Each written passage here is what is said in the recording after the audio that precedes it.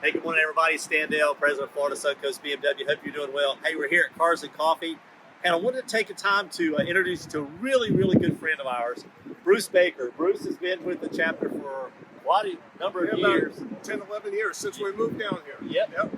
Bruce is a longtime BMW fan, employee for the brand, the whole 9 yards.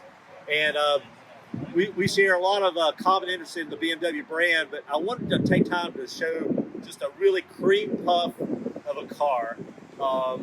Bruce and I go to cars and car shows and things like that, and let me show you a car winner. Bruce, tell us what you have. All right, what we're looking at here is a 1959 BMW 600, sometimes referred to as the Big Isetta or the Isetta 600. And it was a car that BMW built in the late 50s. They built it for 2 model years, 58 and 59, and it was the large version of the typical Isetta that you find. But this one's the family model, whereas a conventional Isetta just has a front seat in it. This model has a front seat and a back seat, plus a side door, one side door to get into the back. So they built about 34,000 of these over that 2-year production run, compared to the small Isetta 160,000.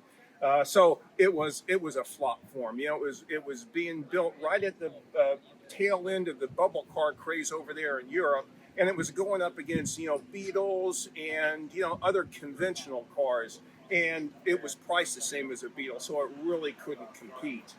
And then the successor to this was the BMW 700, which a lot of people don't know, but which carries pretty much the same type of drivetrain, 2-cylinder boxer engine, which I'll show you. But it increased to 700 cc's, and it had a conventional-looking body on it with conventional doors, and that's the car that really helped BMW through those tough financial times, in the late 50s, early 60s.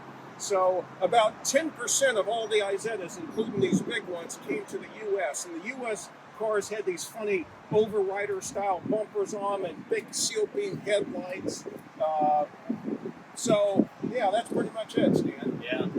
Every time we go to a car show, this car draws so much attention.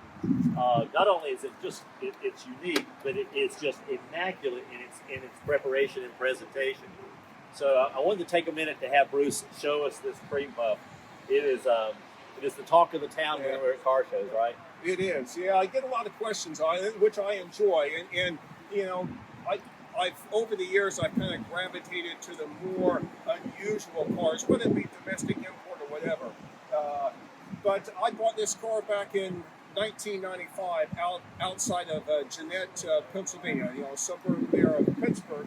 It was a package deal along with another car, and took it all apart, and it took me 5 years, but got it restored, and it's been on the road since 2000, and I think we put on about 16,000 miles, which isn't a lot over the 23 years it's been on the road, but it does get used, and it's not a trailer clean.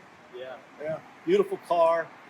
Just an amazing member. Glad to have Bruce part of the chapter, big support unit for our chapter. As always, these Cars and Coffees, the car shows, all the events we do at the chapter, this is for member enjoyment. As we normally say, if you're sitting on the sofa, you're burning daylight. So, hey, come on out and join us. And next time we'll see you. Happy motoring. All right. Take care.